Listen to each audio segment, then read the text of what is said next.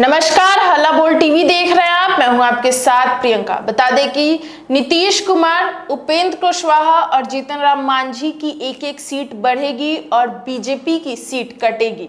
इसी विषय पे और भी ज्यादा जानकारी के लिए आज हमारे साथ हल्ला बोल टीवी के संपादक दीपक शर्मा है। देखिए, जो खबर आ रही है प्रियंका, वो ये है कि जो सीटों की शेयरिंग का जो विवाद था उसे एनडीए में सुलझा लिया गया है। नीतीश कुमार नाराज थे कि उन्हें बड़ा भाई का जो जनता दल यूनाइटेड का स्टेटस था उसे खत्म कर दिया गया है और बराबर बराबर सीटों पर भारतीय जनता पार्टी और जदयू ने लड़ने का फैसला लिया है। यह सही नहीं है। तो नीतीश कुमार अब भारतीय जनता पार्टी से एक सीट ज्यादा पर लड़ेंगे। अच्छा।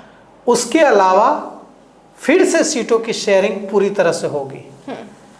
जीतन राम मांझी की सीट 6 से बढ़ाकर 7 कर दी गई है और उपेंद्र कुशवाहा की भी सीट 6 से बढ़ाकर 7 कर दी गई है।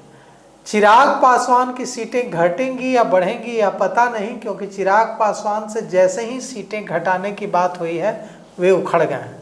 अच्छा। तो चिराग पासवान की 29 की 29 सीटें बरकरार रह सकती हैं, लेकिन भारतीय जनता पार्टी की घटेगी और जदयू की एक सीट बढ़ेगी। मतलब जदयू की एक सीट बढ़ेगी, उपेंद्र कुशवाहा की एक सीट बढ़ेगी, जीतन राम मांझी की एक सीट बढ़ेगी, चिराग पासवान की बढ़ेगी तो नहीं, घट सकती है और बीजेपी का घटना तय है।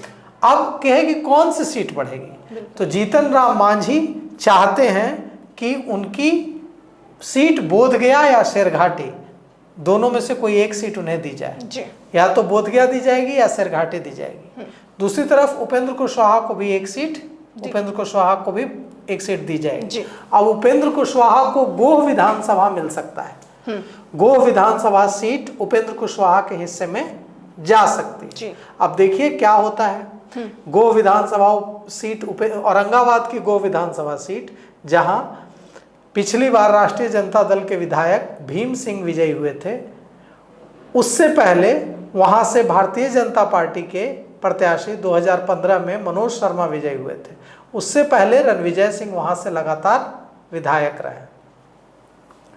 अब चर्चा है, ऐसी खबर है आ रही है कि गोह सीट उपेंद्र कुशवाहा की पार्टी आरएलएम को मिल सकती है और शेरघाटी या बोधगया सुरक्षित, दोनों में से कोई एक सीट जा सकती है जीतन राम मांझी की पार्टी को।